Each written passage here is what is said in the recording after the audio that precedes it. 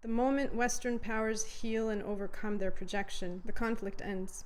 Today we had John Bolton being indicted, which is significant in terms of the large-scale collapse of deceit and corruption of power. Finally, after a few days, how many days has it been, of the peace agreement, so to speak, Israel and the US have come out with their stated reason for why they are going to continue the conflict. They should consider themselves walking on eggshells or on thin ice. If they look at the United States of America the wrong way, they're going to be killed. And of course, Zelensky's visit and the Tomahawks this and Tomahawks that. So we're going to be talking about Tomahawks, and would much rather have them not need Tomahawks, would much rather have the war be over. It does always surprise me that most people are still hoping for a resolution, for some kind of an agreement, and to me, it is absolutely impossible because the US is coming at it from, let's stop this.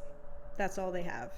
It's not going to work because they're not addressing the issue on their side, and they're not acknowledging what Russia is saying is the issue on their side. Same goes for Israel and Palestine. And of course, there's also Iran and China. Let's not get into everything today.